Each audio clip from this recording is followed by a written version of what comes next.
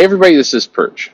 I think too much gets talked about around LGBTQ issues in comics. If you think about it, here's this interesting piece is a lot of people point out that, hey, there's a higher percentage of LGBTQ topics, characters, other things in comics than there is in the real population.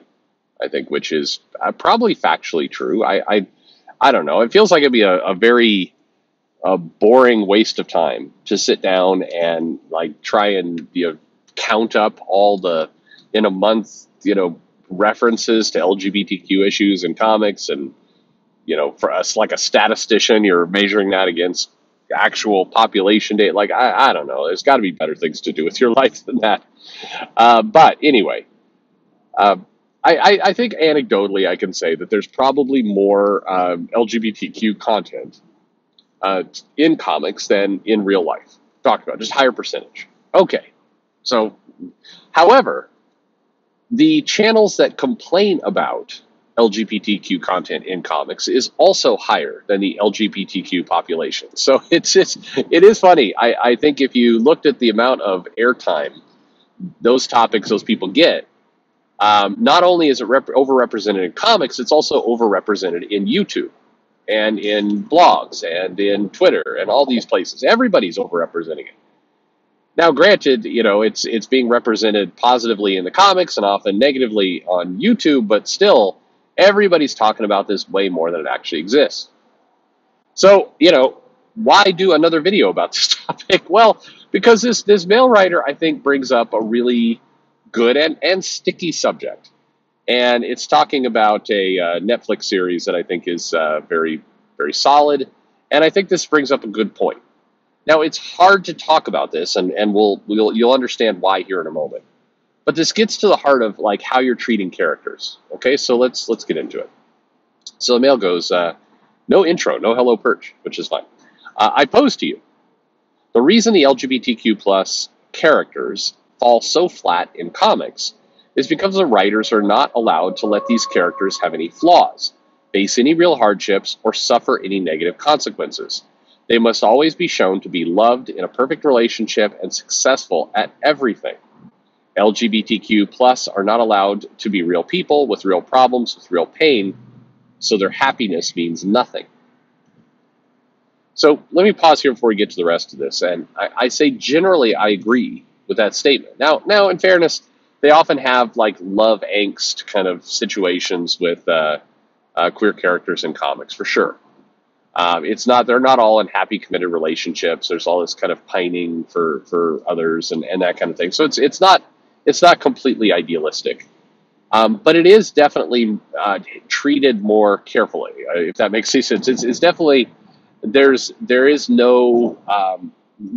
fear to have these characters go through hardship, and the reason why is because if you do have the characters go through hardship, you get attacked for it. And I've seen this topic come up on Facebook and on social media before. And what happens is people immediately show up and go, you just want to see LGBTQ characters killed in pain, suffering. You're a sadist who wants to see these characters hurt. And I'm not denying I'm sure there's some people who do want that. There's people who want everything. And I think anyone who makes a statement of like, nobody ever said this, people do this on my channel all the time. Like I'll make some comment about like, hey, I've got some racist people who show up talking about how they don't want to see black people in comics, which, it does happen. Many of them got caught by YouTube's censorship algorithm, but several do not. You'll see it there. When your own two eyes, you can see this. But still, people come and goes, I've never heard anyone from any of these groups ever say anything racist. It's like, okay, come on. You're blind at that point. Of course you have. Of course. The question is that the majority? And I don't believe it's the majority of any of the stuff we're talking about. No, I don't believe the majority of comic pros are, commie, whatever, SJWs either. No, I don't believe that. Again, the evidence is in front of your face. However, I do think that to have a three-dimensional, well-rounded character, yeah, they need to face hardships. And if you're afraid of getting them to face, if you're afraid of them facing hardships because you're going to be called, a bigot or transphobic or whatever it happens to be, then that handcuffs you as a creator. You no longer have the ability to write or put on paper a well-rounded three-dimensional character. You're no longer writing somebody, and this last sentence is perfect. You're not allowing your character to be real people, because real people do have real problems, real pain, and so, thus their happiness means nothing. Yeah, if you never have somebody suffer through something, then when they achieve, when they succeed, it's hollow. And that is why a lot of these characters feel hollow, and that is why, yes, you do need to have, yes, LGBTQ characters and everyone suffer hardship. Through adversity comes strength. Through hardship comes depth. Through hardship comes accomplishment. These are all very critical, important things that characters have to go through in order to be their true selves. And if you take all that away because you're afraid somebody's going to call you names, then you're not, you fail. I think that, and yeah, I do think comics has a problem with that.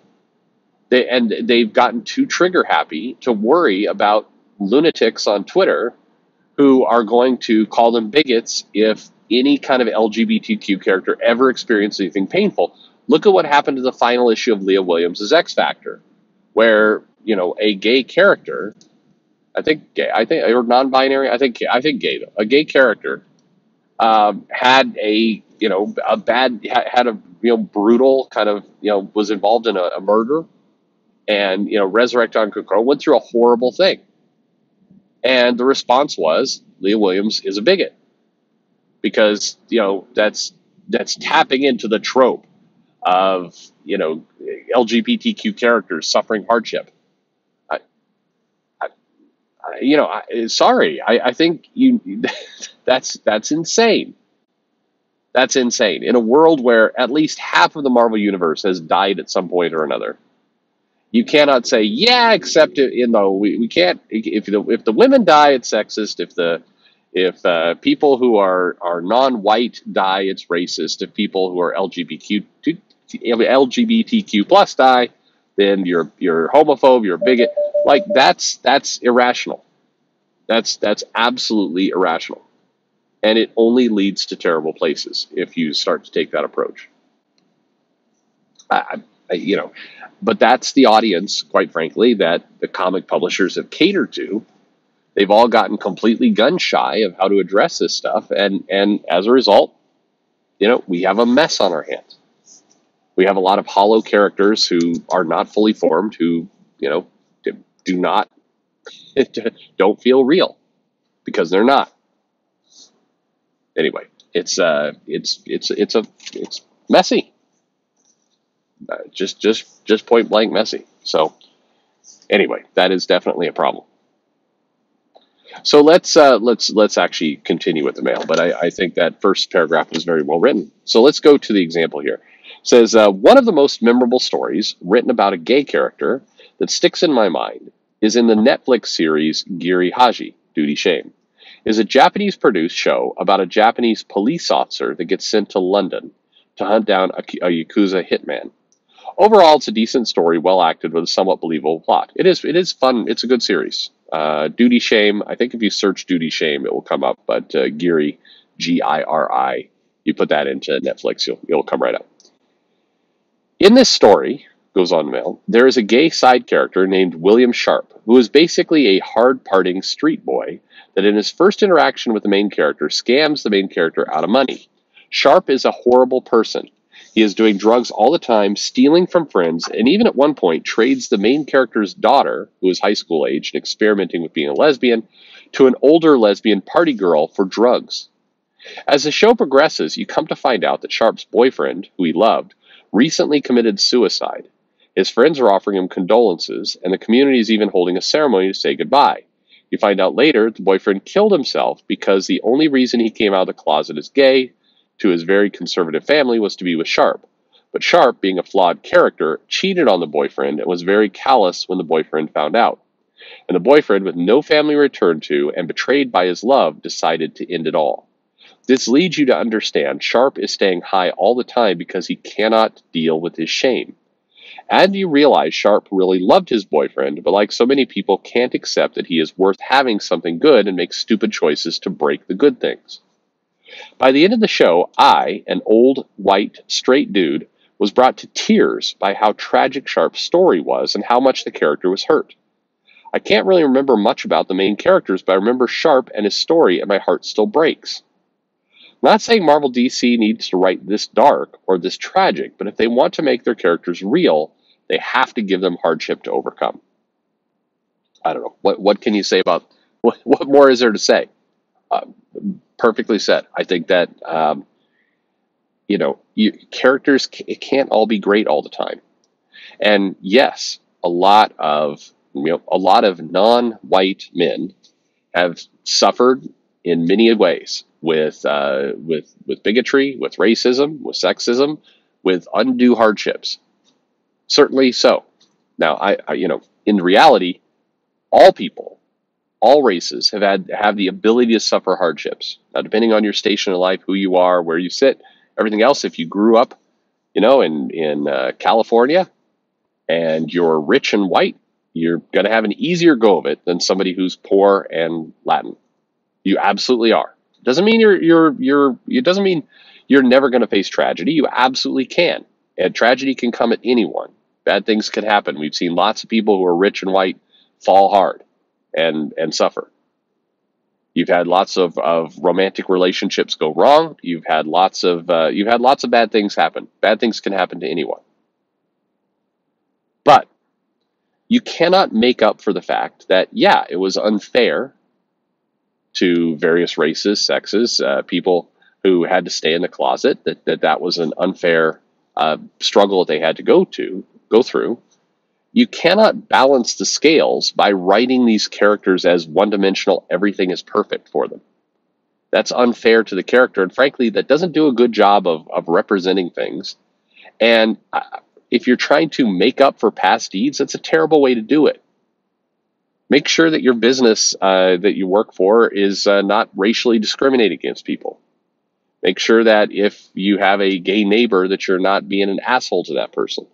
That's a thing you can do in your life, just on a small level, to try and make up for things. If you see somebody getting mistreated, say something. Call it out. Writing a comic book where the characters are perfect because you don't want to venture into any hardship, that's a terrible way to honor those struggles that people have had. It doesn't do any good for those people. It doesn't do any help to the people you're trying to help. Anyway, great mail. Thank you very much. I think very well said. And go check out that series. It is a good one with some nice deep complexity. Anyway, let me know your thoughts in the comments below. And thanks for listening.